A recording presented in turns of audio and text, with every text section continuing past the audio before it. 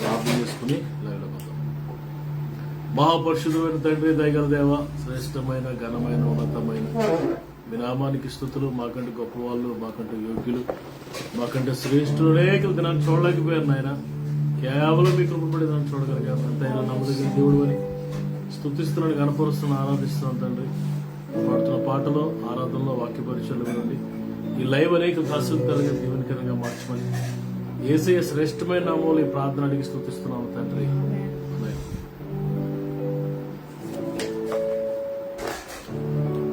దేవుని నామానికి మహిమ కలుగును గాక. మా అందరం కలిసి దేవుని నామాన్ని స్తుతిద్దాం. Praise the lord. సజీవులు సజీవులే కదా,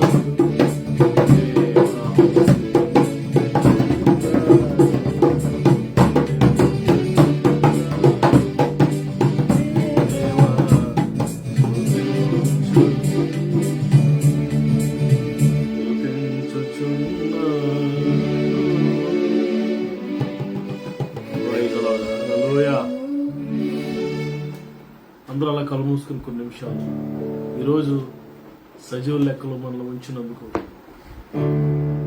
కీర్తనకారుడు చెప్తున్నాడు, నా ప్రాణమా యెహోవాను సన్నుతించుము, ఆయన చేసిన ఉపకారంలో దేన్ని మరొకము. ఆయన నీ దోషములన్నింటినీ క్షమించాడు, నీ సంకటములన్నీ కుదిర్చాడు, సమాధికి పోకుండా నీ ప్రాణమును కాపాడాడు, కరుణ కటాక్షములతో నీ కిరీటం ధరింపు చేశాడు, ఆయన నిన్ను ఆశీర్వదించాడు, దీవించాడు. నా ప్రాణమా యెహోవాను సన్నుతించు, స్తుతించు, కనపరచు అని తన ప్రాణంతో మాట్లాడుతున్నాడు. స్తుతులు చెల్లిస్తూ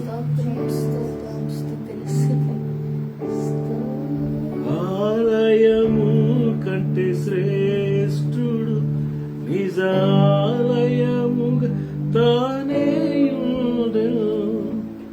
ఆలయము కంటే శ్రేష్ఠుడు నిజాలయముగా తానే ఉండెను.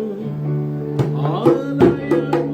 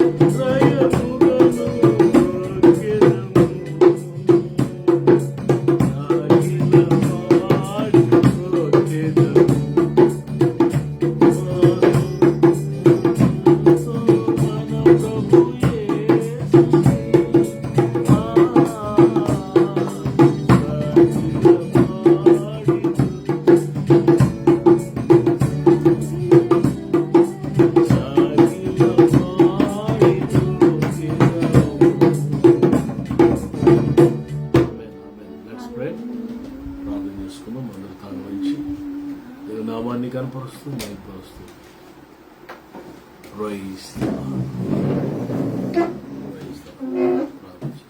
దేవుని సేవకులు ప్రార్థన చేస్తారు. మహాపరిషుడ ప్రేమ తండ్రి మోహనకుడ తండ్రి మీ కొన్నాళ్ళు పాదాలు ముందు పెట్టుకుంటున్నాను. ఎస్ఐయా మీ పాదాలు ముందు పెట్టుకుంటున్నాను తండ్రి. స్తుతి ఆరాధన మీరు దిగి వచ్చారు ప్రభా. నిత్యంగా మీరు మధ్యలో ఉన్నారు, నిత్యంగా మీరు మధ్యలో ఉన్నారు ప్రభా. నీకున్నారు చెండు బిడ్డ మీద వేసి రక్తాన్ని ప్రోక్షిస్తున్నాను, చెండు బిడ్డ మీద వేసి రక్తాన్ని ప్రోక్షిస్తున్నాను. ఏది ఇష్టం చెండు బిడ్డ పడుతుంటండి, ఏది ఇష్టం చెండు బిడ్డ పడుతుంటాను. అది యవనస్తులు హృదయాలు తాకని పశ్చాత్తాపం చెల్లించుకుని అంత నిండా పశ్చాత్తాపం చెల్లించుకోవచ్చు సాధించండి తండ్రి. నీకే కోట్లాది వందలు చూసుకోవచ్చు. బంధువులు స్నేహితులు తాకని సుదులు చెల్లిస్తుంది. నిండు మనసులు శుద్ధిస్తున్నాను.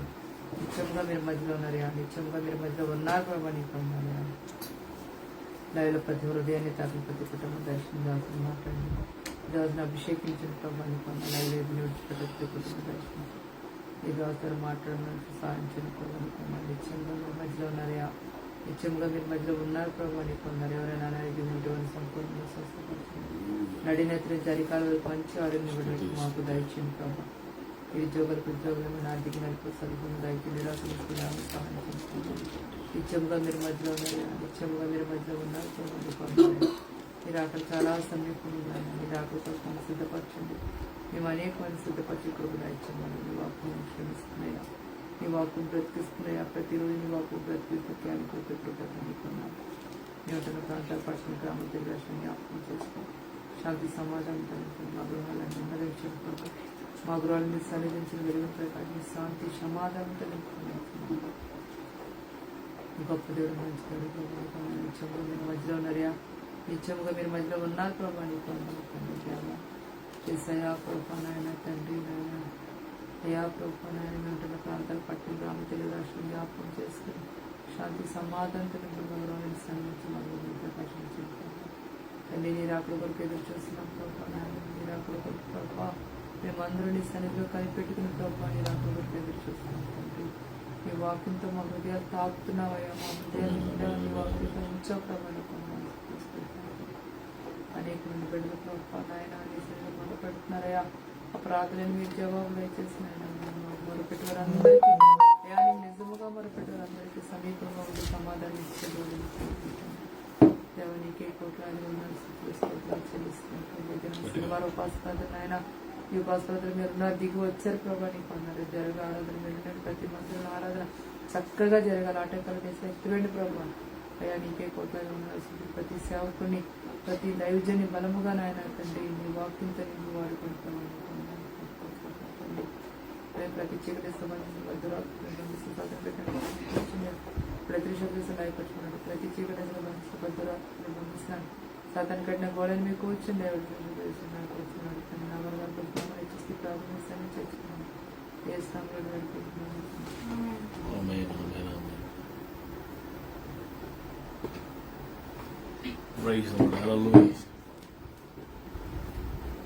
దేవుని వాక్యాన్ని జ్ఞాపకం చేసుకున్నాం.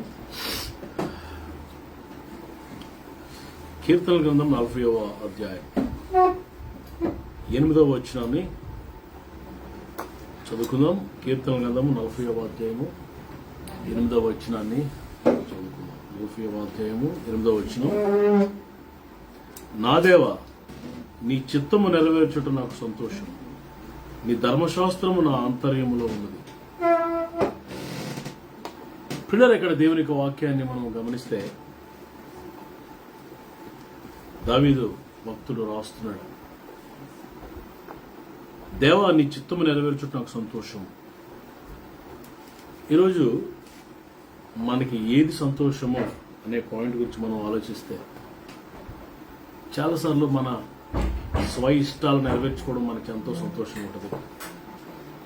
మనకు అనుకూలంగా ఉన్న పరిస్థితులు చక్కగా అన్ని జరిగిపోతే చాలా సంతోషం ఉంటుంది. బట్ బియాండ్ దెమ్ వాటన్నిటికి మించి ఆత్మ సంబంధమైన విషయాల గురించి మనం ఆలోచించగలిగితే నీ చిత్తము నెరవేర్చడం నాకు సంతోషం అంటున్నాడు. మిగతా చాలా ఉన్నాయి. రాజు కదండి ఆయన, అన్ని వసతులు ఉన్నాయి, అన్ని ఏర్పాట్లు ఉన్నాయి, అన్ని లగ్జరీస్ ఉన్నాయి. You can enjoy anything, you can be pleased in anything. దేనిలోనైనా ఆనందించవచ్చు, దేనిలోనైనా సంతోషించవచ్చు. బట్ డేవిడ్ సేస్ నీ చిత్తము జరిగించుట ఏమన్నాడండి? నీ చిత్తము నెరవేర్చుట నాకు సంతోషం. ఈరోజు ఈ మాట మనం చెప్పగలగాలి. దేవుని చిత్తము మనం నెరవేర్చాలి. అందుకే పరలోక ప్రార్థన మనం చదువుతాం కదా, పరలోక ముందు నీ చిత్తం నెరవేర్చున్నట్లు భూమి మీద కూడా నెరవేరనివ్వకూడదు. As it is in heaven, పరలోకంలో దేవుని చిత్తము ఎలా నెరవేర్చబడుతుంది? ఆ పరలోకంలో దేవుని చిత్తమే నెరవేర్చబడుతుంది. మరొకటి ఆలోచన అసలు క్వశ్చనే లేదు, మరొకరి చిత్తం అసలు ప్రశ్నే లేదు.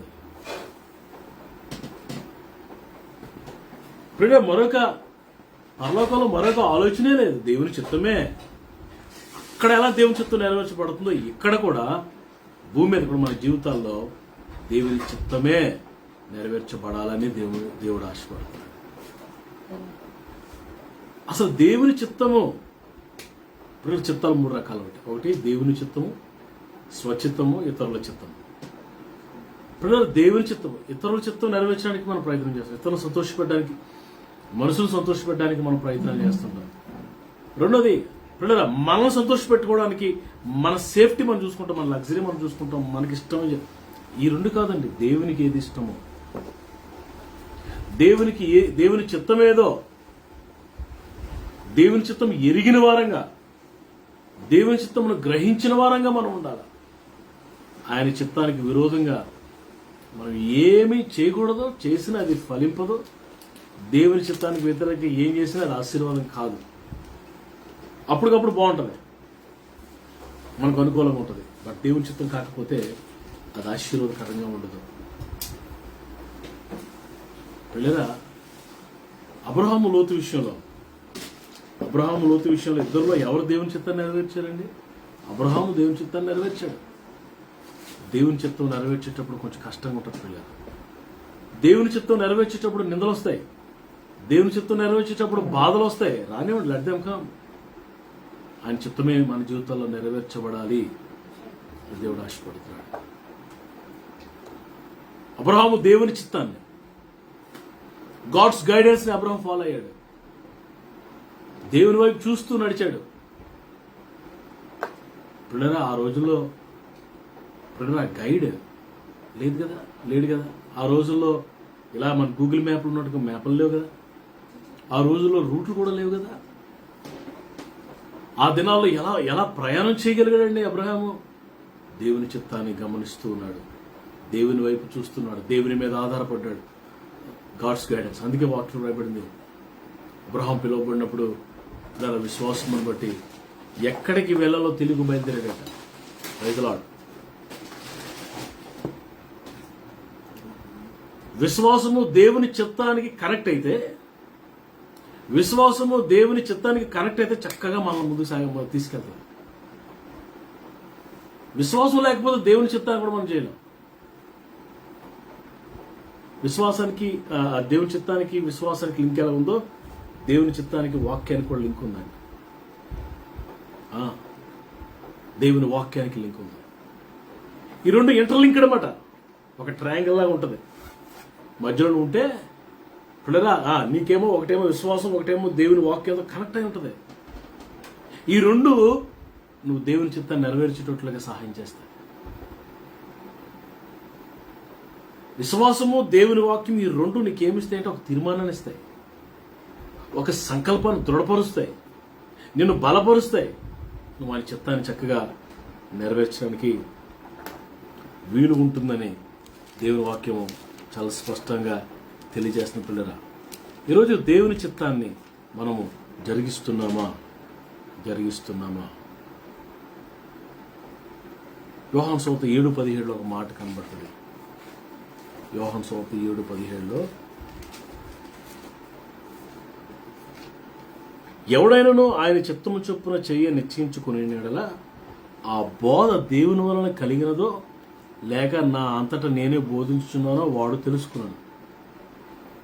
తనంతటా తానే బోధించువాడు స్వకీయ మహిమను వెదుకును గాని తను పంపిన వాని మహిమను వెతుకువాడు సత్యవంతుడు, ఆయన ఏ దుర్నీతి లేదు. ఇక్కడ దేవుని వాక్యం చెప్తుంది, ఎవడైనా ఆయన చిత్తము చొప్పున చెయ్య నిశ్చయించుకోవాలంట హృదయంలో. We have to decide in our hearts. ఎవరో చెప్తే దేవుని చిత్తం చేయడం కానీ, బలవంతంగా కాదు, హృదయంలో నిశ్చయించుకొని ఇలా నేను దేవుని చిత్తాన్ని చేస్తాను, దేవుడు చెప్పింది చేస్తాను, దేవుని హృదయంలో ఏముందో తెలుసుకుంటాను అన్నట్టుగా మనం ముందుకు సాగాలని దేవుడు ఆశపడుతున్నాడు. దేవుని చిత్తం, what is God's will in your life? We should know, we should pray for that. ప్రభా నా పట్ల ఈ సంకల్పం ఏంటి బయలుపరచు అని అడగాలి. దేవా నీ చిత్రంలో నన్ను నడిపించు ప్రభు అని ప్రార్థన చేయాలి. దానికి మనం అప్పగించుకోవాలి.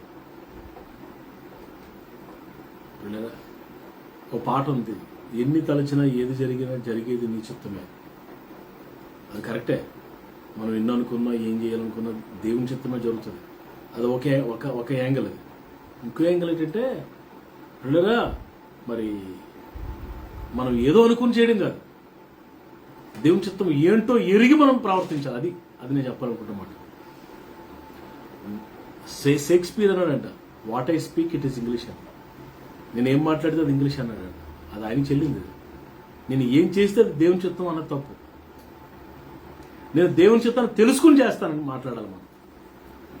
దేవుని చిత్తాన్ని ప్రతిరోజు మనం కనిపెట్టాలి, దేవుని చిత్తాన్ని గ్రహించాలి, దేవుని చిత్తాన్ని అర్థం చేసుకోవాలి. మంచి దినాల్లో ఉన్నాం, జాగ్రత్తగా దేవుని చిత్తాన్ని చేయకుండా, ఆయన సంకల్పాన్ని చేయకుండా ప్రభా అని పిలిస్తే ఏం ప్రయోజనం?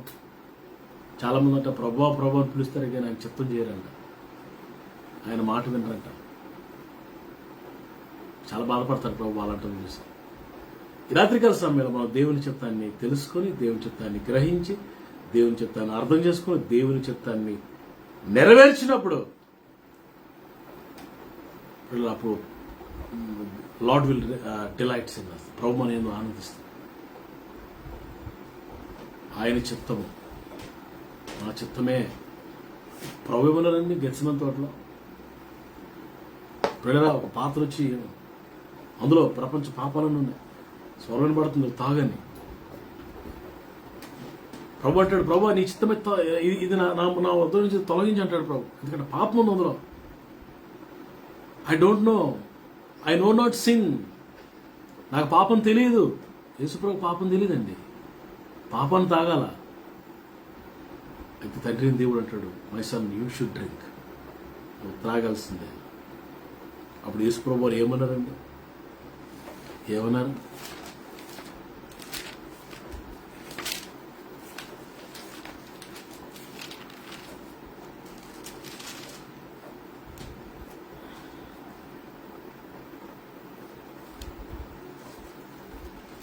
మత్తయి సువార్త 26వ అధ్యాయం 42వ వచనం.